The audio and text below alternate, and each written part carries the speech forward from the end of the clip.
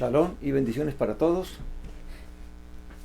Hoy continuaremos estudiando sobre el Evangelio de Lucas, en el capítulo 3, versículo 21, donde quedamos la última vez.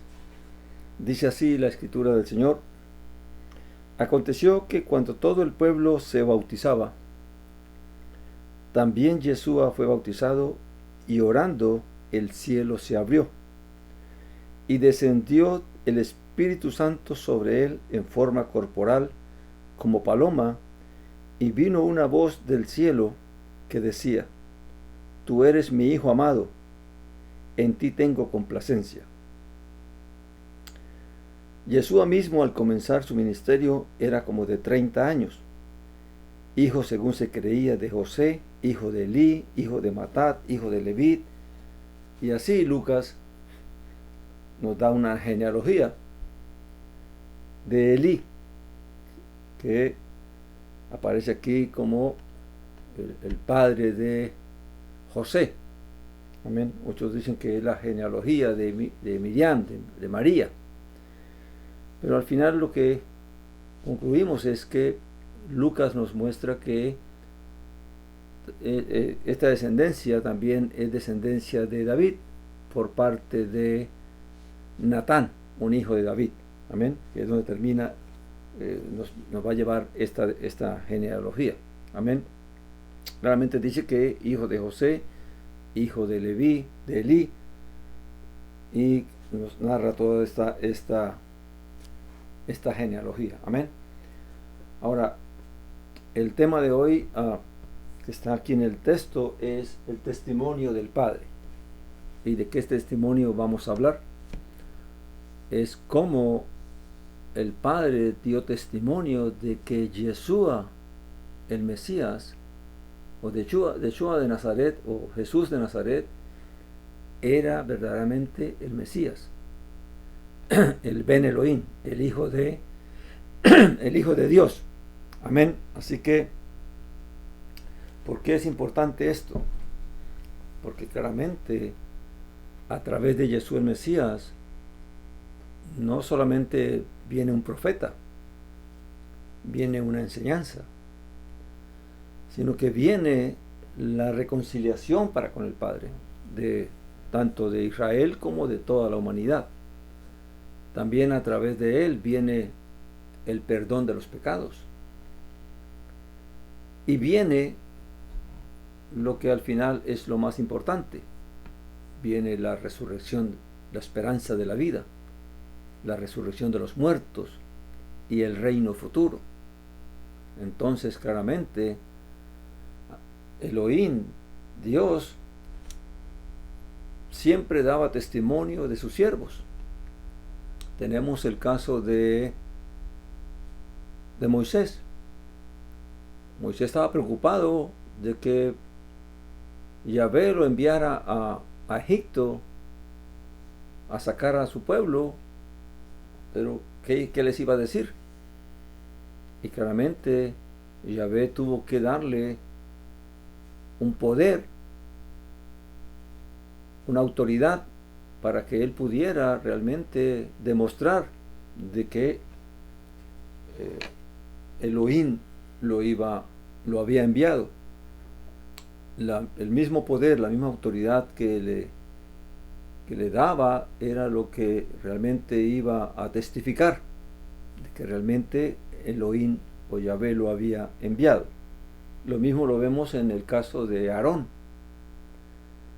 cuando el pueblo se rebeló, porque pensaban que cualquiera de ellos también podía ser sacerdote, y pensaban de que era Moisés que estaba imponiendo a su hermano para que fuera el sumo sacerdote. Y como Elohim, como Yahvé testificó acerca de quién era el que él había escogido para que fuera sumo sacerdote. Y viene el asunto de las varas, de cómo la vara de Aarón reverdeció para que se demostrase. La vara vino a testificar de que Aarón era el que Yahvé había escogido. Así que a través de toda la escritura vemos que los profetas necesitaron del testimonio divino del testimonio de Yahvé, de Elohim, para demostrar que realmente venían de parte de él. Amén.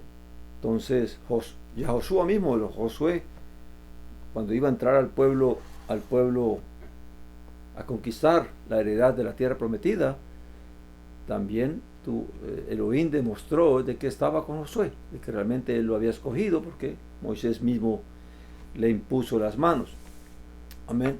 Entonces, claramente el testimonio que se dio de Juan el Bautista, de su nacimiento, el testimonio que dio de Elías, el profeta, cuando citó a los profetas de Baal allá en el monte Carmelo, cómo Elohim testificó de que realmente Elías era el profeta, y no solamente Elías era el profeta, sino que la palabra de Elías era la verdadera, cuando hablaba del verdadero Elohim, cuando vino fuego del cielo y consumió el holocausto que Elías estaba haciendo allí.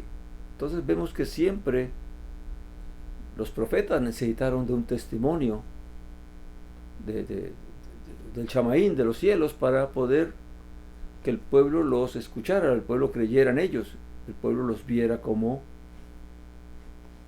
profetas, como enviados. Amén. Entonces, claramente todos ellos fueron profetas para diferentes situaciones, fueron enviados para diferentes situaciones, para amonestar al pueblo, para corregir al pueblo, en el caso de Moisés para sacar al pueblo de Egipto. Amén. Y vino también Juan el Bautista. Amén. Todo el testimonio que se dio de cómo nació y de todo lo que se dijo del niño. Amén. Entonces claramente vemos que su forma de nacer, siendo su mamá estéril, pues todo eso era testimonio de que realmente Elohim lo había traído a este mundo para que fuese el Elías que había de venir para anunciar el camino del Señor. Amén. Entonces, ¿cuánto más es importante que el Padre, que Elohim, dé testimonio de Jesús de Nazaret como el Hijo de Dios, como su Hijo amado? Porque claramente la responsabilidad, la obra que Jesús de Nazaret va a hacer no es solamente de profeta, sino que en él está la redención de la humanidad. En él se va a llevar a cabo la reconciliación. En él se va a llevar a cabo lo que es el don de la vida eterna, la esperanza de la vida eterna. Amén. Así que claramente si el Padre dio testimonio para los profetas, cuánto más el Padre va a testificar para la obra de su Hijo amado. Amén. Entonces por eso vemos aquí claramente Yeshua viendo el momento en que Juan comienza su ministerio. Y es interesante porque el ministerio de Juan comienza en el Jordán, y el Jordán nos evoca la memoria cuando Israel pasó el Jordán para conquistar la tierra prometida. Así también Elohim, el Padre, lleva a Juan al Jordán, al río Jardén, para que desde allí va a comenzar lo que es la batalla de la fe y la conquista de la vida, la restauración de Israel. Ya no la conquista de una porción terrenal, sino la conquista de la vida, la conquista de la vida eterna y de la comunión con Él. Amén. Así que entonces Yeshua va allí también al Jordán para bautizarse. Recuerde que el pueblo salía para bautizarse en una demostración de arrepentimiento de pecados, a los que Juan también los exhortaba a que dieran frutos verdaderos de arrepentimiento, porque es fácil decir me arrepiento, pero sigo siendo igual, no cambio. Entonces, en el caso de Yeshua el Mesías, claramente no se bautizó en una acción de arrepentimiento, porque en él no hubo pecado, porque él no pecó. Pero también eso nos evoca a otro momento, cuando Moisés consagró a Aarón como sumo sacerdote. Tuvo que bañarlo, lo lavó, lo vistió y lo ungió con el aceite para consagrarlo como sacerdote a él y a sus hijos.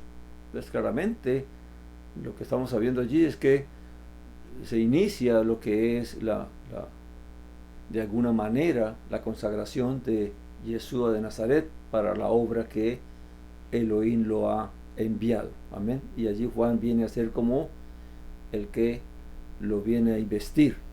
Amén. En el sentido del ritual, del lavamiento y de la preparación física. Y luego es el Padre el que da testimonio cuando concede que el Espíritu Santo se manifieste físicamente, y dice que en forma de una paloma que descendió sobre Yeshua el Mesías. Era una señal que el Padre le había dado a Juan para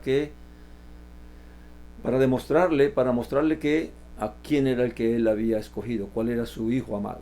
Amén. Quién era el Mesías. Entonces claramente todo este testimonio el Padre lo está haciendo es para que el pueblo crea en él, para que el pueblo lo reciba, para que venga la redención, para que venga la salvación a Israel, iluminación a los gentiles y la salvación también a las naciones. Amén. Entonces vemos allí cómo claramente el Padre está dando testimonio no solamente del Espíritu Santo como desciende en esa forma que es visible, sino que también dice: este es mi Hijo amado, tú eres mi Hijo amado, en ti tengo complacencia. Amén. Y allí entonces comienza el ministerio de nuestro Señor Jesús el Mesías. Ahora, ¿cuántas veces dio testimonio el Padre de que Jesús el Mesías era su Hijo amado? No solamente fue allí en el Jordán, en el momento del bautismo. También lo vemos en el libro mismo de Lucas. Y es interesante porque Lucas está escribiendo estas cosas guiado por el Espíritu para compartirle a un amigo quién fue Jesús el Mesías. Quién fue el Mesías, y poder testificar, demostrarle a él que Jesús el Mesías realmente era el Mesías, el Hijo de Dios que vino para la reconciliación y para la esperanza de la vida. En el libro de Lucas, en el mismo Evangelio de Lucas, en el capítulo 9, vemos cómo en el evento de la transfiguración, cuando él invita a Santiago, a Juan y a Kefas, a Pedro, para que lo acompañen, y se aparta, y allí, estando allí a solas, él se transfigura y entonces aparecen Moisés y Elías, ¿verdad? Y entonces también allí estos tres discípulos escuchan una voz que dice en 9:35, dice: y vino una voz desde la nube que decía: este es mi Hijo amado, a él oíd. Amén. Realmente interesante, porque estos tres discípulos fueron de los discípulos más activos después de la muerte de nuestro Señor, después de cuando salieron a testificar acerca del Evangelio, del mensaje de nuestro Señor Jesús de Nazaret. Amén.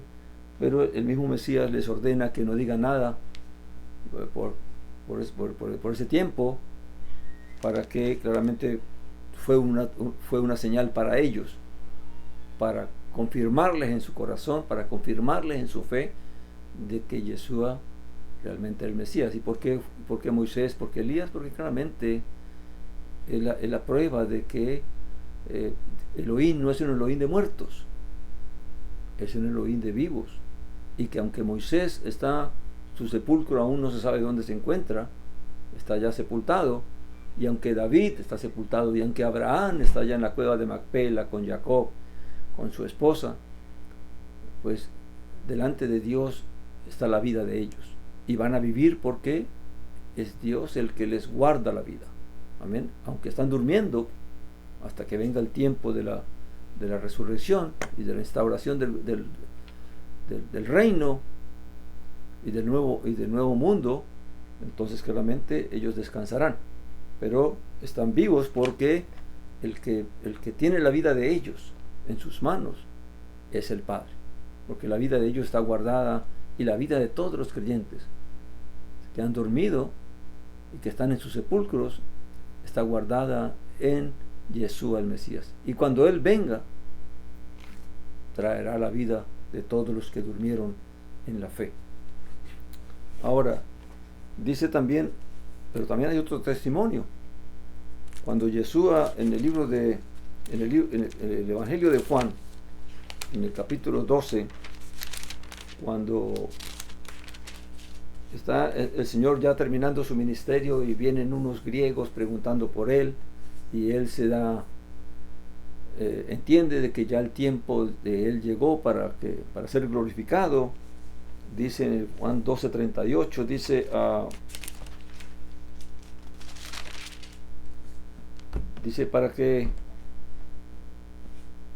pero a pesar de que había hecho tantas señales delante de ellos, no creían en Él, para que se cumpliese la palabra del profeta Isaías, que dijo: Señor, ¿quién ha creído a nuestro anuncio?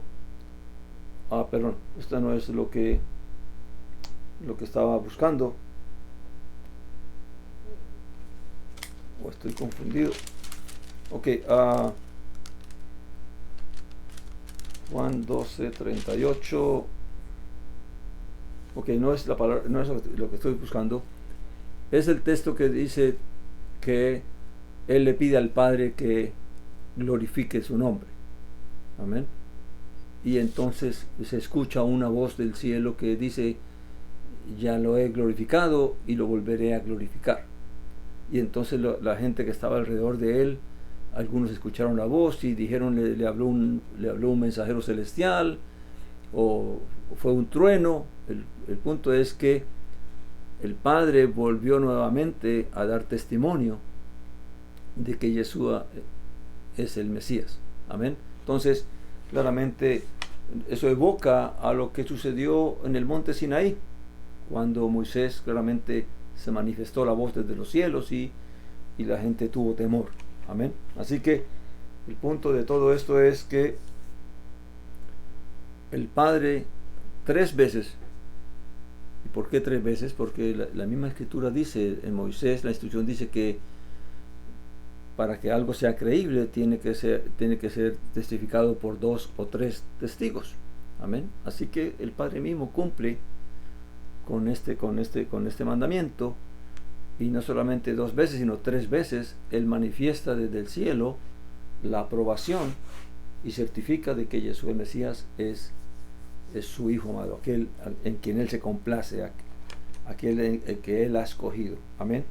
Dice que en Juan, ya que estamos aquí en Juan, en el capítulo 6, vamos a ver algo importante que dice allí.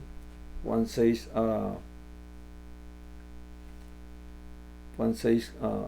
38 al 40, dice que está hablando aquí el Señor, dice: todo lo que el Padre me da vendrá a mí, y al que a mí viene no le echo fuera, porque he descendido del cielo no para hacer mi voluntad, sino la voluntad del que me envió. Amén. Y esta es la voluntad del Padre, el que me envió, que todo lo que me diere no pierda yo nada, sino que lo resucite en el día postrero. O sea, lo más importante de toda la obra de Jesús el Mesías es la resurrección de los muertos. Ahora, realmente todo el proceso para que lleguemos allá. Amén. Pero al fin y al cabo, el mayor galardón que se nos ofrece a través de la vida y la muerte y resurrección de Jesús el Mesías es la esperanza de la vida. Dice el 40, dice: y esta es la voluntad del que me ha enviado, que todo aquel que ve al Hijo y cree en Él tenga vida eterna, y yo le resucitaré en el día postrero. Esto lo hablaba Jesús el Mesías a las multitudes. ¿Cuál es la voluntad del Padre? Que aquel que Él no pierda nada. ¿Cuál es la voluntad del Padre? Que todo aquel que ve al Hijo y cree en Él tenga vida eterna, y que el Hijo lo resucite en el día postrero. Y es interesante porque aquí está: y yo lo resucitaré en el día postrero. No está diciendo de que una vez que morimos ya resucitamos. Hay un día para la resurrección. Hay un día en que resucitarán todos los que están durmiendo en el sepulcro. Él también lo dijo en otro lugar, de que llegará el tiempo en que los que están en los sepulcros oirán mi voz y se levantarán. Amén. Entonces, todo el tiempo la Escritura nos revela las cosas como son. Amén.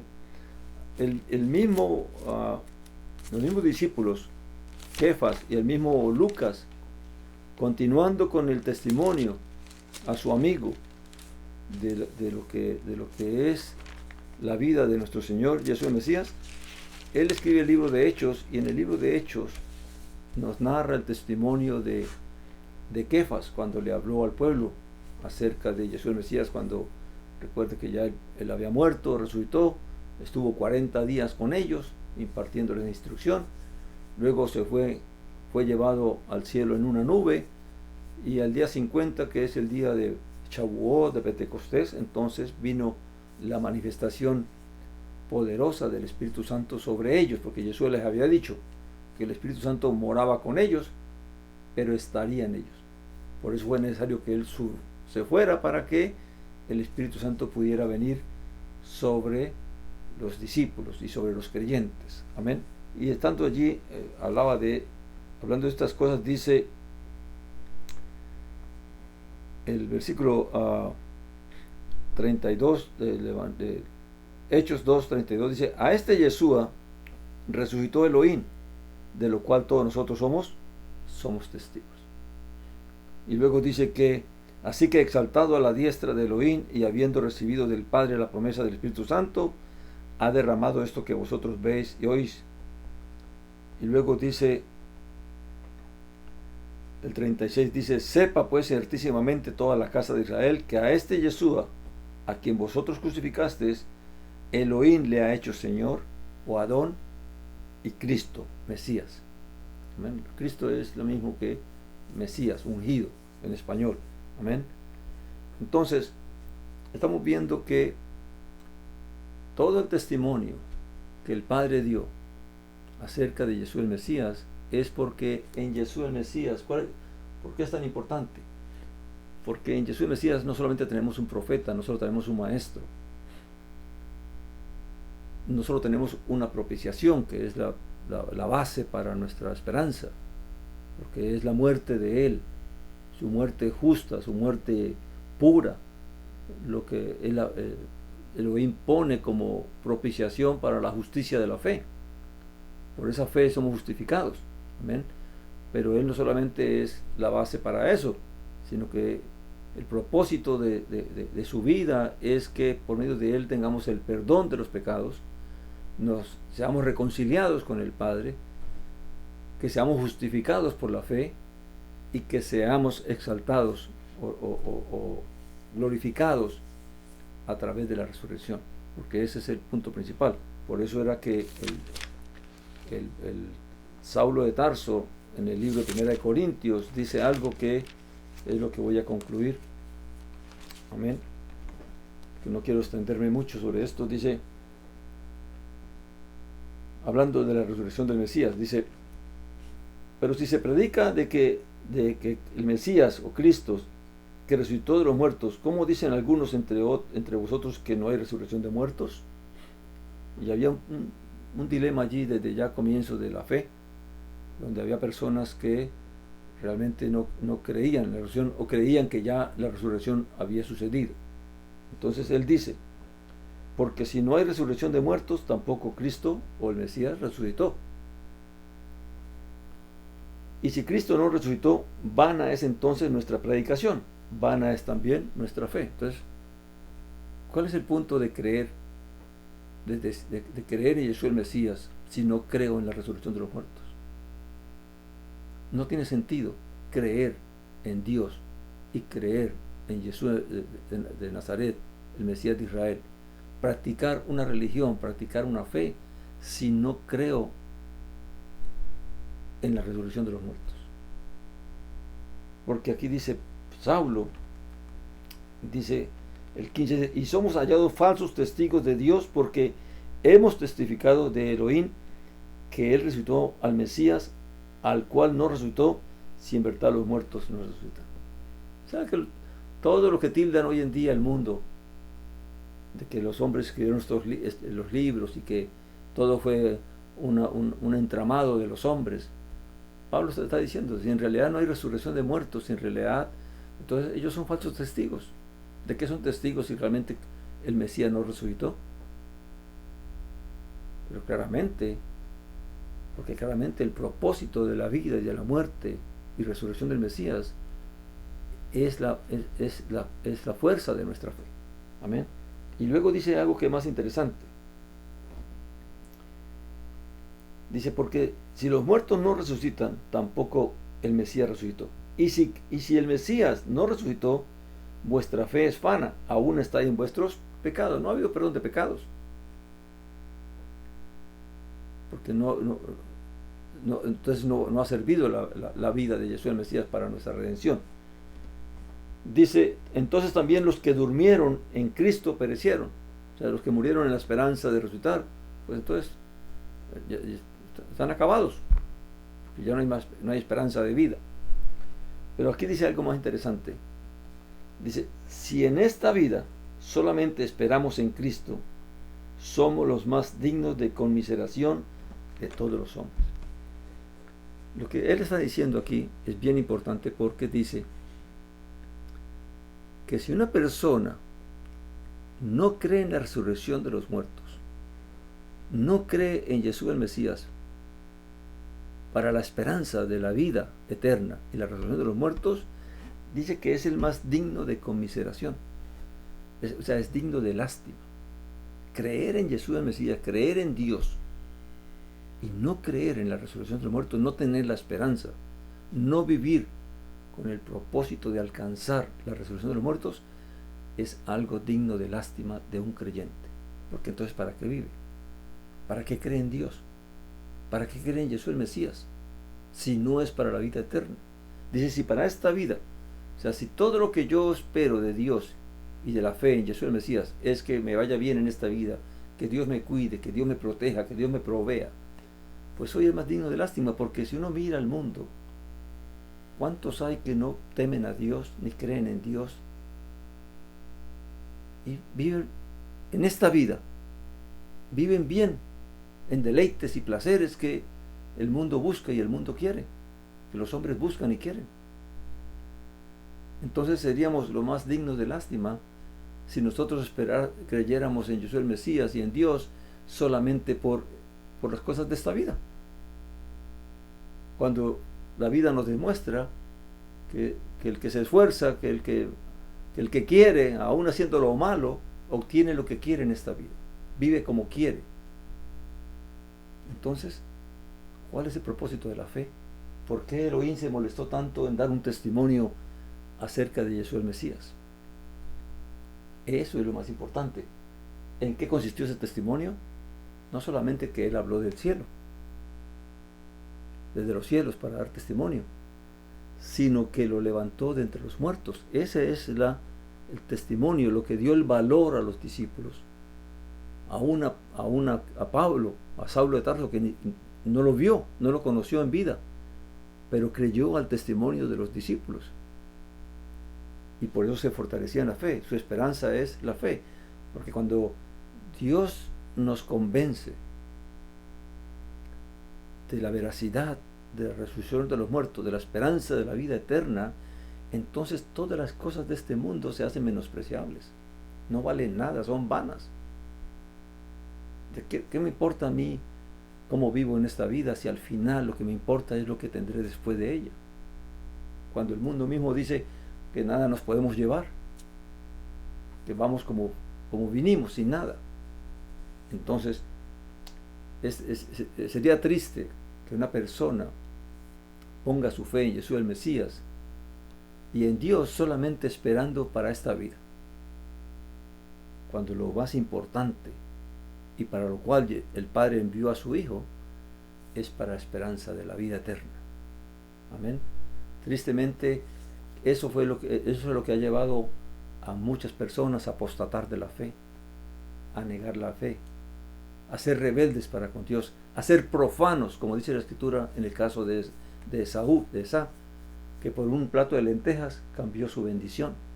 Lo mismo le pasó al pueblo judío, que por querer tener una posición social, un poder, una nación en este mundo, entonces rechazaron al Mesías, porque no pudieron comprender, no pudieron entender la obra del Padre, el plan del Padre, la forma como Él lo iba a llevar a cabo.